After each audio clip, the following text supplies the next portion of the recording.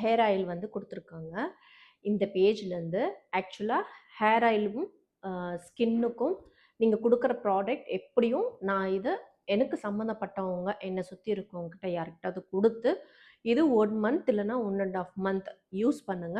இதனால ஏதாவது ஒரு சைட் எஃபெக்ட் வந்தாலும் சரி, இல்லை இதனால நல்ல ரிசல்ட் வந்தாலும் சரி, இதோட ப்ளஸ் அண்ட் மைனஸ் கண்டிப்பாக நான் ஒரு 1 மந்த் கழித்து நான் ரீபோஸ்ட் பண்ணுவேன். இது என்னுடைய வழக்கமான ரிவ்யூ. ஸோ என்னுடைய சைட் பொறுத்த வரைக்கும் ஹேருக்கும் ஸ்கின்னுக்கும் நான் ரொம்ப டைம் எடுத்துப்பேன்.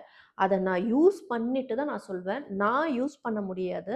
ஹேர் ஆயில் வந்து நான் கிட்டத்தட்ட 3 இயர் ஆயிடுச்சு. 4 இயர் ஆயிடுச்சு நான் யூஸ் பண்ணி. என்னைக்காவது ரொம்ப ரேராக தான் நான் போடுவேன். ரொம்ப ட்ரையாக ஃபீல் பண்ணேன்னா, பிகாஸ் நம்ம கெரோட்டின் பண்ணுறோம், அது இதுன்னு கெமிக்கல் பண்ணுறோம். ஹெர்பல் வந்து கெமிக்கலுக்கு மேட்ச் ஆகாது. கொஞ்சம் இதாகிடும், பிரச்சனை கொடுத்துரும். அதனால் நான் என்னுடைய சிஸ்டருக்கு, கசினுக்கு, யாருக்காவது நான் இந்த ஃப்ரெண்ட்ஸ்க்கு யாருக்காவது இந்த மாதிரி ஹேர் ஆயில் கொடுத்து அவங்களுடைய ஃபீட்பேக் தான் நான் என்னோட ரிவ்யூவாக சொல்லுவேன்.